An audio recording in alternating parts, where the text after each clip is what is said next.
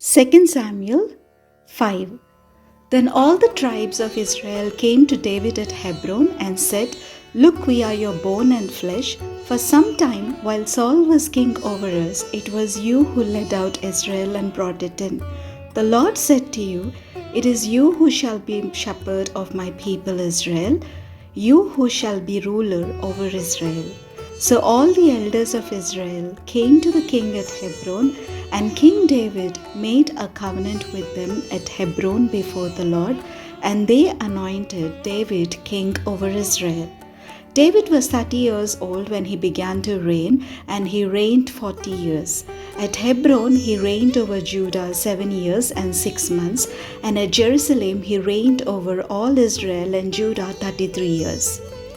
The king and his men marched to Jerusalem against the Jebusites, the inhabitants of the land, who said to David, "You will not come in here. Even the blind and the lame will turn you back, thinking, 'David cannot come in here.' Nevertheless, David took the stronghold of Zion, which is now the city of David. David had said on that day, 'Whoever would strike down the Jebusites, let him get up the water shaft to attack the lame and the blind, those whom David hates.' Therefore it is said, 'The blind and the lame shall not come into the house.' David occupied the stronghold and named it the city of David. David built the city all around from the Millo inward. And David became greater and greater, for the Lord, the God of hosts, was with him.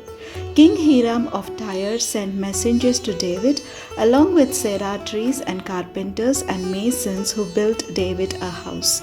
David then perceived that the Lord had established him king over Israel, and that he had exalted his kingdom for the sake of his people Israel. In Jerusalem, after he came from Hebron, David took more concubines and wives, and more sons and daughters were born to David. These are the names of those who were born to him in Jerusalem: Shammua, Shobab, Nathan, Solomon, Ibar, Elishua, Nepheg, Japhia, Elishama, Eliada, and Eliphalet. When the Philistines heard that David had been anointed king over Israel, all the Philistines went up in search of David, but David heard about it and went down to the stronghold. Now the Philistines had come and spread out in the valley of Rephaim. David inquired of the Lord, "Shall I go up against the Philistines? Will you give them into my hand?" The Lord said to David, "Go up, for I will certainly give the Philistines into your hand." So David came to Baal Perazim, and David defeated them there. He said, "The Lord has burst forth against my enemies before me like a bursting flood." Therefore that place is called Baal Perazim. The Philistines abandoned their idols there, and David and his men carried them away. Once again the Philistines came up and were spread out in the valley of Rephaim. When David inquired of the Lord, he said, "You shall not go up, go around to their rear, and come upon them opposite the balsam trees. When you hear the sound of marching in the tops of the balsam trees, then be on the alert, for then the Lord has gone out before you to strike down the army of the Philistines." David did just as the Lord had commanded him, and he struck down the Philistines from Geba all the way to Gezer. 2 Samuel 6. David again gathered all the chosen men of Israel, 30,000.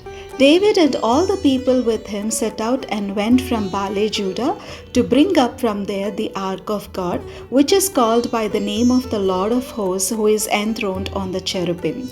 They carried the ark of God on a new cart and brought it out of the house of Abinadab, which was on the hill. Uzzah and Ahio, the sons of Abinadab, were driving the new cart with the ark of God, and Ahio went in front of the ark. David and all the house of Israel were dancing before the Lord with all their might, with songs and lyres and harps and tambourines and castanets and cymbals. When they came to the threshing floor of Nacon, Uzzah reached out his hand to the ark of God and took hold of it, for the oxen shook it. The anger of the Lord was kindled against Uzzah, and and God struck him there because he reached out his hand to the ark, and he died there beside the ark of God. David was angry because the Lord had burst forth with an outburst upon Uzzah, so that place is called Perez Uzzah to this day. David was afraid of the Lord the day he said, "How can the ark of the Lord come into my care?" So David was unwilling to take the ark of the Lord into his care in the city of David. Instead, David took it to the house of Obed-Edom the Gittite. The ark of the Lord remained in the house of Obed-Edom the Gittite 3 months, and the Lord blessed Obed-Edom and all his household. It was told King David, "The Lord has blessed the household of Obed-Edom and all that belongs to him because of the ark of God." So David went and brought up the ark of God from the house of Obed-Edom to the city of David with rejoicing. And when those who bore the ark of the Lord had gone 6 paces, he sacrificed an ox and a fatling. David danced before the Lord with all his might. David was girded with a linen ephod. So David and all the house of Israel brought up the ark of the Lord with shouting and with the sound of the trumpet. As the ark of the Lord came into the city of David, Michal, daughter of Saul, looked out of the window and saw King David leaping and dancing before the Lord, and she despised him in her heart. They brought in the ark of the Lord and set it in its place inside the tent that David had pitched for it. And David offered burnt offerings and offerings of well-being before the Lord.